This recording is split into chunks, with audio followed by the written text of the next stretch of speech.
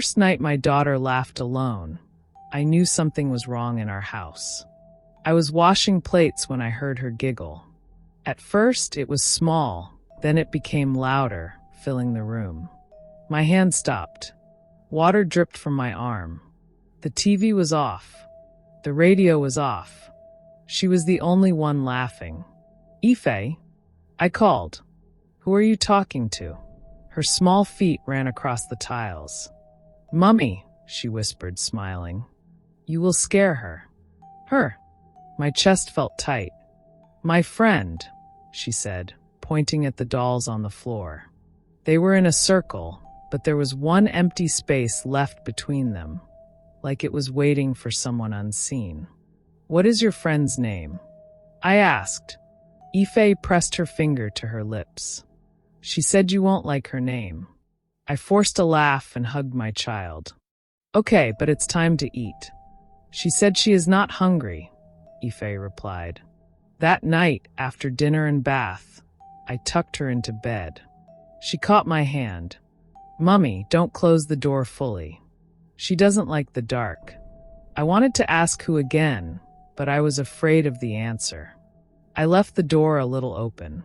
When I finally slept, I dreamt of a girl in a white dress at the end of a long corridor. Her face was bright but far. She waved at me. When I tried to move, the floor turned to water. I woke with fear beating inside me. The next morning, chalk circles were on the sitting room floor. "What is this, Ife?" I asked. "They are chairs," she said. "So my friend won't ask to sit on you." I laughed, but it was weak. Later, in the bathroom, I saw fingerprints high on the mirror, higher than my daughter could reach. My hands shook as I cleaned them away. At school drop-off, she clung to me. "Mummy, can she come with me?" "No, darling," I said. She said she doesn't like school. She said it smells like rain before someone cries. I kissed her forehead and forced a smile, though fear sat in my chest. That day, I stopped at church. I had not gone for a long time. I sat in the back pew and whispered, "God, I am afraid of something I cannot see. If I tell people, they will laugh. If I keep quiet, I will drown. Please help me." Tears fell. I wiped them quickly. Later, my brother Chitty called. "Sister, how is Ife?" "She is fine," I lied. He sighed. "It is 1 year today since Amara." Pain pressed into my heart. My younger sister Amara, she died in an accident. She was only 17. I had not healed. When I picked Ife from school, she smiled. "Mummy," she waited for me on the mango tree. She said the headmaster's shoes are too tight. I didn't ask questions. But in the car, Ife traced letters on the window glass. AMA. Then she wiped it away, laughing like it was a secret. I froze. That evening, we went to my mother's house with flowers. Mama hugged Ife. Ife pointed to the corridor. "Who stays in there?" "No one," Mama said. "That was your Auntie Amara's room." Ife pressed her ear to the air. "She is not inside." I opened Amara's door. Dust rose, but her things were still there. Her books, her ribbon, her poster. My throat tightened. "Mummy," Ife whispered. She said you should stop washing her smell away. I froze. Mama looked at me with wide eyes. "Ife, who?" Mama asked. "My friend," she answered. "What is her name?" Ife looked at me, then whispered. She said she is shy. "But her name is Amarachi. You called her Amara. She said you promised to take her to Lagos to see the sea." The room grew heavy. Mama gasped and covered her mouth. Tears filled her eyes. "She is crying," Ife said softly, touching Mama's cheek. She said she is sorry for crossing the road too fast. She said it only hurt for one blink. Mama cried harder. I could not breathe. That night, Ife refused her room. "She wants to sleep with you," she said. "With me?" I whispered. "Yes." She said she used to lie on your bed, and listen to you talk about the sea. I let Ife sleep in my bed. As I lay down, I felt something, air turning cool, then warm, like someone's head rested on my shoulder. My heart beat fast. Amara, I whispered, forgive me for closing your room. Forgive me for trying to forget. I was afraid of the pain. The smell of mango and hair oil filled the room. Ife held my hand. Then I heard it, soft footsteps in the corridor. Bare feet. Slow. Careful. In the morning, I found a drawing on the wall with my lipstick. 4 stick figures. 3 had faces. 1 did not. Above it, shaky letters, AMA. I wiped it with trembling hands, but fear stayed. That evening, I placed my phone in the kitchen to record while I cooked. I wanted proof. Later, I pressed play. At first, it was plates and footsteps. Then Ife's voice. Do you like the red dress? Okay, I'll wear it Sunday. Silence. Then another voice. It was soft. Not wind. Not fridge. Not radio. A real voice. It said my name. Twice. Gently. Then, Sister, please don't send me away. The spoon fell from my hand. The light flickered. And on the kitchen wall, at my shoulder's height, a small wet handprint pressed down and slowly slid away. I could not sleep that night. Every time I closed my eyes, I saw the red lipstick drawing on the wall. 4 stick figures, 1 faceless, with AMA above it.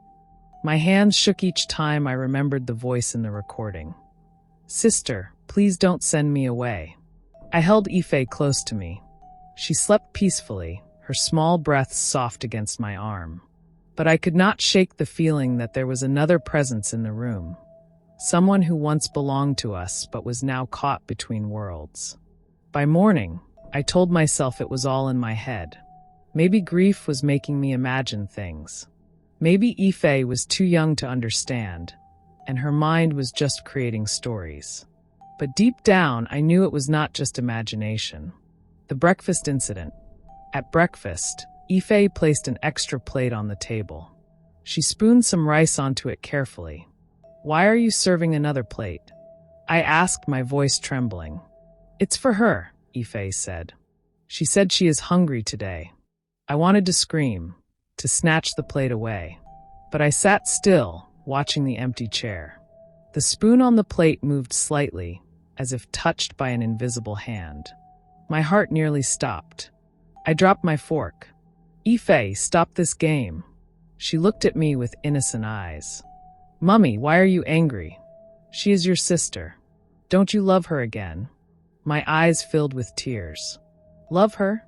I loved Amara so much that losing her almost killed me.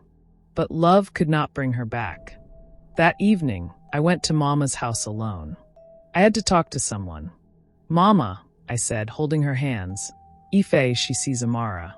She speaks to her. I don't know what to do. Mama's face turned pale. Her eyes shook. She whispered, some children are born with open eyes. They see what we don't see. Ife may be one of them. My chest tightened. But Mama, what if it's dangerous? Mama sighed. Amara died young, and her spirit may not have found peace. Maybe she is using Ife to reach us. I broke down. Mama, I'm scared. What if it hurts my daughter? Mama squeezed my hand. Pray. Pray like your life depends on it. And keep watching Ife closely. Strange questions. That night, Ife asked me a question that made me shiver. Mummy, why did Auntie Amara run across the road that day? I froze. Who told you that? She told me. She said you were angry that morning, and she wanted to make you laugh when she came back. Tears ran down my cheeks. It was true. That morning, I had scolded Amara for taking my earrings without asking. She had laughed and promised to bring me roasted corn from the market. But she never came back. My daughter could not have known this. The following week, Ife fell sick suddenly. She had high fever, shaking, whispering in her sleep. I rushed her to the hospital. At night, she held my hand tightly and whispered, Mummy, she wants me to come with her. She said she is lonely. I cried. No, my daughter, you will not go anywhere. You belong here with me. Ife turned her head weakly. But she said you will be happy if I go, because you miss her too. My knees went weak. How could a child speak such words? I prayed and prayed beside her hospital bed, begging God not to take my child. That night, sitting beside her, I thought about life. How quickly it goes. One moment, you are laughing. The next moment, everything changes. Death does not ask permission. It comes like a thief. We spend time fighting, shouting, holding grudges, but in one blink, the person you are angry with is gone forever. I remembered the earrings I had fought Amara over. How useless they felt now. I wished I had hugged her that morning instead of shouting. Life is short. If you love someone, show them. Tomorrow is not promised. By morning, Ife's fever dropped a little. I was relieved until she whispered something that shook me to my core. Mummy, she said she will not wait anymore. She said if you won't let me go with her, then she will come and stay with you. Before I could reply, the lights in the hospital ward flickered. One by one, the beds in the room shook slightly. And from the corner of the room, I heard a soft laugh. The same laugh my sister Amara used to laugh when she teased me. I looked at Ife. Her eyes were closed, but her small lips whispered one word. She's here. The hospital room was quiet again. The lights had stopped flickering, and Ife was finally asleep, breathing slowly. But my heart was still pounding. I kept hearing that laugh in my head, the laugh that once filled our home when Amara was alive. I sat beside my daughter and prayed. God, please don't take her from me. I have lost one sister already. Don't let me lose my child. As I wiped my tears, I felt a strange calmness in the room. It was as if someone sat beside me, but not with anger. This time with peace. Ife will be fine, a soft voice whispered in my heart. Don't be afraid. I looked at my daughter. Her small lips moved gently. She was whispering again. I bent close to hear her. Mummy, she murmured, eyes still closed. She said she is not angry anymore. She said it is time to rest. Tears filled my eyes. For the first time, I felt no fear in those words. Only relief. Later that night, as I dozed in the chair, I had a dream so clear it felt real. I saw Amara standing by the hospital window. She wore the same white dress from my first dream, but now her face was clear. She was smiling, not in pain, not in sorrow, just smiling. Sister, she said gently, thank you for not forgetting me. But you must stop holding me with your tears. I need to go where I can rest. My lips trembled. Amara, I'm sorry for that morning. I'm sorry for the anger. I should have told you I love you. She stepped closer, placed a hand on my shoulder, and whispered, You don't need to say sorry anymore. Love does not die. I know you loved me, even in your anger. But your daughter needs you now. Let me go. Her image began to fade like smoke. I cried, Don't leave me. But she smiled and said, I'm not leaving. I will live in your heart. Every time you smile at Ife, you will see me. Every time you forgive quickly, you will remember me. Sister, be strong. Teach your daughter to love, not to fear. And then she was gone. When I opened my eyes, Ife was sitting up on the bed, looking at me. Her fever was gone. Her eyes were bright again. Mummy, she whispered. She said goodbye. She said she loves us. I hugged her tightly, crying into her hair. Yes, my baby. She loves us, and she will always be in our hearts. From that day, Ife stopped talking about her invisible friend. The chalk circles disappeared. The lipstick drawings never came back. The house felt lighter, like a heavy cloud had lifted. Weeks later, I took Ife to the seaside. The waves crashed, the wind blew, and the salty air filled our lungs. Mummy, she said, holding my hand, is this the big water Auntie Amara wanted to see? I nodded, tears filling my eyes. Yes, my love. This is it. We stood there, letting the water touch our feet. I closed my eyes and whispered, Amara, I brought her here for you. Rest in peace, my sister. A soft wind blew across my face, warm and gentle. I smiled, knowing she had heard me. That night, sitting with Ife in bed, I spoke from my heart. My daughter, listen to me. Life is short. People we love can leave us any day. That is why we must love deeply, forgive quickly, and hold one another with kindness. Never keep anger in your heart for too long. Never wait to say, I love you. Don't waste time fighting over small things, because tomorrow is not promised. Ife looked at me, her big eyes shining. Mummy, I will always love you, and I will always forgive.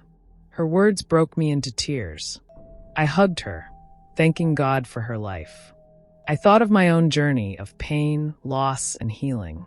I held Ife's hand and spoke softly. My child, remember this. Pain does not last forever. We may fall, we may cry, but the sun will rise again. Every wound can heal if we allow love to enter. People may leave us, but their love stays. Death is not the end of love.